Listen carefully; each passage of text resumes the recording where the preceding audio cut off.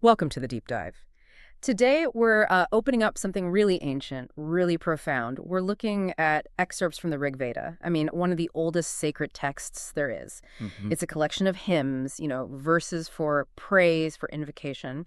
And they introduce us to these, well, powerful deities, and they really lay bare the concerns of the people writing them thousands of years ago. Yeah, So our mission really is to unpack these, go beyond just summarizing. We want to understand what these gods meant in daily life, what problems they were called on to solve, and maybe find some surprising insights into that worldview. definitely. It's a chance to connect with words that have, well, echoed through millennia. It really is. And it's important, I think, to remember these weren't just poems sitting on a page. They were functional, tied to ritual. Functional how? Well, the language, the imagery, all those specific details, they serve a purpose. They're about seeking interaction with the divine, asking for, specific outcomes. Understanding them means seeing how people were actively engaging with their spiritual world. Right, actively engaging. Okay, let's dive right in then. We're starting with these figures described as heaven's sons. They travel in a car called the best charioteers. Very swift, associated with movement. The Asvins. The Asvins, and what immediately grabs you is they're called succorers, deliverers of aid, and they're clearly intensely longed for. So why? Why were they so desperately needed? Well, the hymns give us some pretty striking examples. One of the most famous is the story of Tugra's son. He was in this utterly helpless situation, cast down headlong in the waters, plunged into thick, inevitable darkness. Wow, that sounds catastrophic, like lost at sea, facing certain doom. Pretty much, yeah. And the Asvins respond with, well, divine technology, if you like. They didn't just pull him out. The hymn says they made an animated ship with wings Animated ship with wings, huh? and bore him off safely, flying from out the mighty surge. And there's this detail that they clung to a tree like twigs afterwards.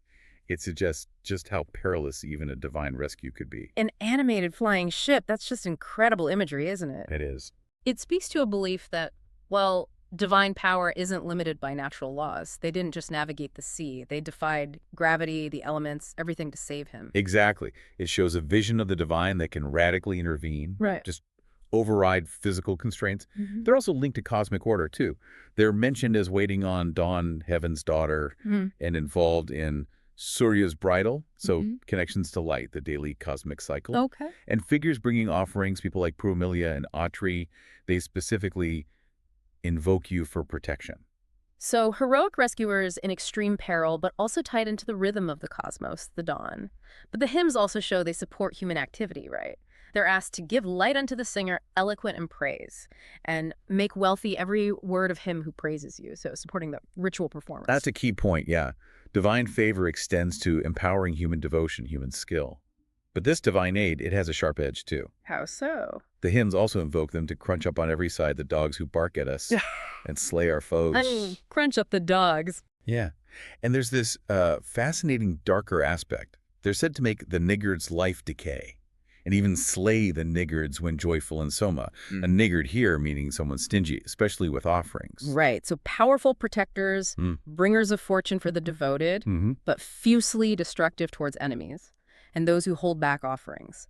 So what does this combination tell you? This swift, boundary-defying rescue, support for the sacred arts, and then harsh punishment for the ungenerous. It suggests a divine power that's both incredibly benevolent and, well, terrifyingly punitive. Yeah, deeply intertwined with survival, obviously, but also upholding social and ritual order. Exactly. That animated flying ship, it's not just a cool story. It kind of embodies this idea of divine power capable of these miraculous, almost fantastical interventions against impossible odds. Well put. And from these dynamic rescuers, let's maybe shift to the foundational elements of existence itself. The hymns present heaven and earth as a fundamental pair, described simply but profoundly as the parents of gods. Right, heaven and earth. And there's that wonderful moment, isn't there, in one hymn that asks directly, whether of these is elder, whether later, how are they born? Who knoweth it, ye sages? Yeah, it's great. Even in a hymn of praise, there's this acknowledgement of mystery, of the limits of human knowledge about the most basic things. It shows a pretty sophisticated understanding, that some fundamental questions just remain unanswered. But despite the mystery of their origin, their function seems clear. These of themselves support all things existing. A cosmic bedrock. Pretty much. Eh. The stable framework for everything else. Day and night roll on them, like on a car. Mm, And they also uphold, though motionless and footless, a widespread offspring having feet and moving. that's us, right? Everything that lives and moves. Exactly. Supported by these vast, unchanging entities. So they're the structure, the foundation. And like parents, they're invoked for personal safety. Protect us from fearful danger. Yes, that protective aspect is crucial. They're described as suffering no pain, offering favor, making the nectar. They're even called friends of man, who bless, preserve me. Seen as consistently benevolent, supportive forces. Woven into reality itself. But what's really striking is this paradox. These huge, almost abstract forces, the whole sky, the whole earth, are addressed personally, friends of man. And one hymn even asks them for, like atonement. What sin we have at any time committed thereof, may this our hymn be expiation.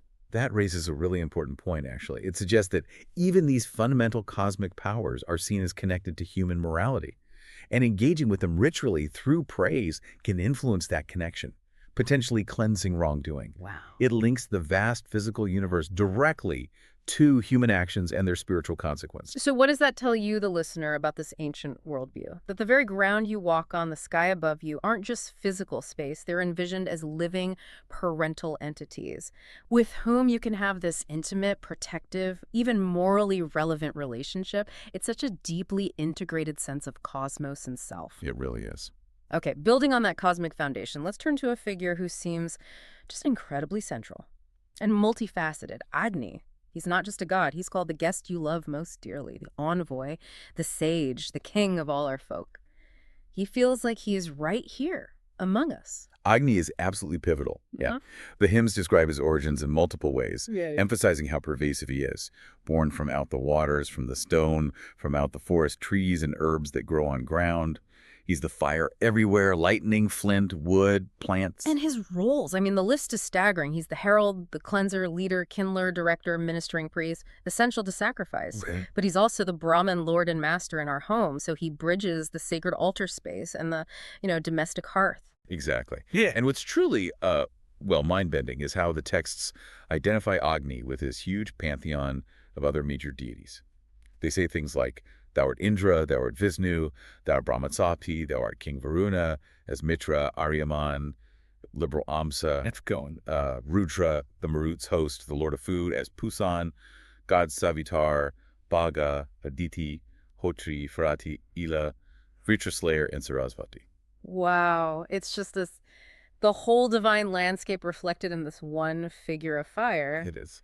Does that mean they thought all these gods were really just Agni in different forms, or is it like more complex? Well, scholars interpret this in various ways, of course, but Yeah. it certainly suggests Agni is seen as embodying or maybe containing the essential power and functions of these other deities. He's the focal point, the energy connecting them all, especially in sacrifice, Okay. which highlights his vital function as the ultimate mediator. The deities have taken him as their mouth, the bright ones have made him their tongue. It's by thee the gods devour the duly offered food. He's the essential conduit, taking human offerings up to the divine realm. He's the divine postman, but also the bridge itself. You could say that. And he brings back divine favor, too, allowing mortal men to give sweetness to their drink, enhancing their own sustenance, their pleasure. Right, the flow goes both ways. Yes. And beyond mediating, he's invoked for incredibly practical protection. He leads to riches, removes sin, leads beyond danger, protects from diseases, from enemies, both the obvious fang that bites, and maybe the more insidious toothless foes. Toothless foes, interesting. Yeah. And from all oppression. So a guardian on every level. Spiritual impurity, physical threats, everything. Mm-hmm. And the desired relationship is remarkably intimate. He's sought as a father, one to brotherhood, seen as a son to him who duly worships thee, and called a trusty friend. Like family. Exactly. This shows a yearning for a divine connection that feels like family, like a close ally. Agni isn't some distant cosmic force. He's potentially right there in your home hearth. So what does it suggest to you then? That this single figure of fire, present in everyday life, central to rituals, is also identified with so many other major gods and sought after for relationships as close as a father or a friend. Well, it implies a worldview where the divine isn't neatly compartmentalized into distinct, distant figures. Instead, it's seen as this accessible, transformative power, Yeah. deeply integrated into both the cosmic and the domestic spheres. A power you can engage with on intensely personal terms. Precisely. Okay, so beyond these major figures, the Asvins, Heaven and Earth, Agni, the hymns, show a really wide range of concerns being addressed, right? Absolutely. We see other deities invoked, like the Visvedevas, literally all the gods, specifically for welfare. That sounds like a broad appeal for just general well-being. It does. And then there's Brihaspati, described as the leader of the song who gives daily light, but also punishes the spiteful. Ah, another sharp edge there. Indeed. He's called upon for strength and wealth. And you mentioned the Apris hymns. Yes, the Apris. These are specific hymns used in the ritual process itself, almost like a liturgy, preparing the sacred space and time for the main event, the main sacrifice. They invoke specific figures and elements crucial to the ritual, like Narasamsa, the personified doors of the ritual enclosure, night and morning as divine pair, Right. the sacred grass strewn on the altar, and Trivastar, often seen as divine craftsmen. They actually structure the sacred act. So many of these hymns are deeply practical, tied directly to the mechanics of connecting with the divine through ritual. Exactly. And speaking of practicalities, one hymn takes a sharp turn from cosmic parents and divine mediators to something incredibly immediate, mundane almost. Which one's that? Protection from venomous creatures. It mentions a venomous aquatic worm and reptiles like lurking thieves. Yes, that's a powerful reminder, isn't it? Yeah. For these ancient people, the divine wasn't just about grand philosophy or cosmic events. It was also about navigating a dangerous natural world. Snakes, worms, whatever threats were out there. Yeah. And the fascinating part is the sheer breadth of protection they call on. It's quite something. They call on deities, heaven, earth, Soma, Aditi, but also cosmic forces like the slayer of things unseen, the sun, and even 3 times 7 bright sparks of fire, specific numbers, specific imagery. And it goes even further, right, into the natural world itself having protective power. That's right. 90 rivers and of 9, the peahens 3 times 7, the maiden sisters 7, often identified with rivers or other divine females. It's like an all-encompassing appeal to every potential source of aid in existence, cosmic, divine, natural. Bring everything to bear on this worm. Pretty much. And note the truly telling detail alongside all these invocations. What's that? The hymn also states, very simply, I crush the creature with a stone. Right, so it's not just passive prayer waiting for the gods or the sun or the rivers to act. No, it's a blend, invoking cosmic and divine powers and taking direct, practical, physical action against the threat. Grab a rock. That blend is so revealing about their worldview. It's not one or the other, it's both hand. Exactly. And we see that connection again, the sacred and the mundane, with the praise of food hymn, how something as fundamental as sustenance is deeply spiritualized. Food that holds great strength is personified, seen as containing the spirit of great gods, enabling brave deeds. Food isn't just physical fuel. It's infused with divine energy, linked to sacred stuff like Soma. It's seen as a gift flowing from the fundamental sources of life, the waters, the plants, the clouds. So eating connects you directly to the divine flow of the cosmos. That seems to be the idea, yes. So when we look at all these texts together, from the heroic rescues of the Asvins, the foundational power of heaven and earth, to the central, multifaceted role of Agni, and these really practical concerns like protection from a worm or the blessing of food, what does it all reveal? Well, I think it shows these aren't abstract theological treatises.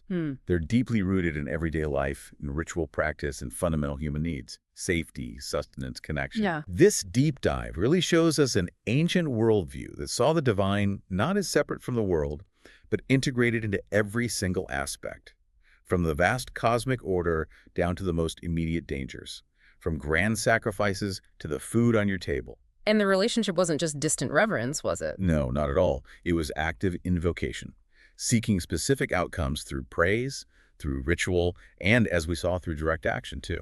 So considering the sheer range of concerns these hymns address, I mean, everything from cosmic parentage and divine synthesis down to poisonous worms and the physical act of crushing them, what does this comprehensive approach suggest to you, the listener, about the nature of the sacred and the relationship between humans and the divine in this ancient Indian thought? Yeah. It kind of prompts us to consider how integrated our own understanding of the sacred is with our everyday lives, our physical reality. Something to ponder, definitely. Thanks for exploring these ancient words with us on The Deep Dive.